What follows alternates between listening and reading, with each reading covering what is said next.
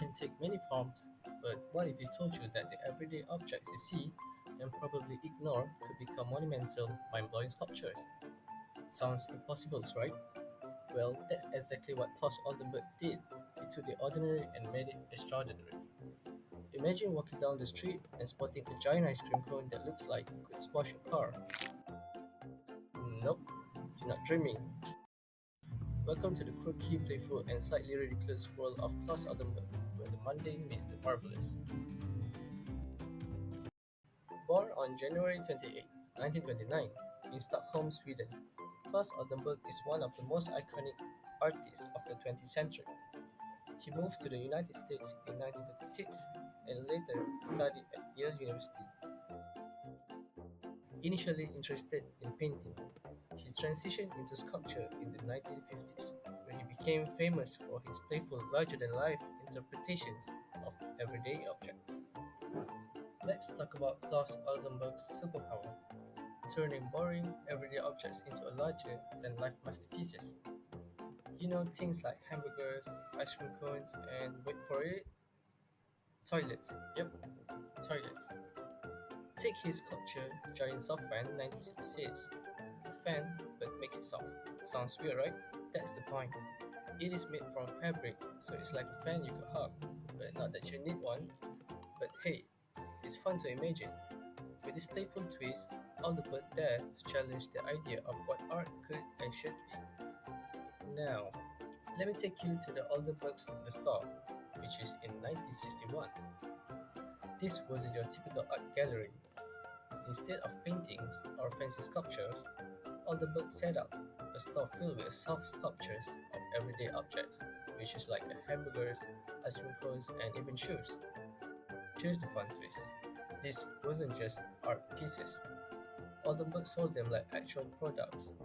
Imagine buying a soft hamburger to decorate your living room. He turned the whole experience into a performance, interactive, playful, and way ahead of its time. Talk about art you can literally take home. Oldenburg's creative journey wasn't a solo mission. He frequently teamed up with his wife, which is an artist, Hoesje van Bruggen. Together, they made some of the most iconic sculptures the world has ever seen. Take Spoon Bridge and Cherry 1985 in Minneapolis, an oversized spoon with a giant cherry balanced on top. It's whimsical, playful, and totally unforgettable. Their partnership wasn't just about creating art, it was about bringing joy and imagination to the public. Oldenburg's public sculptures are nothing short of legendary.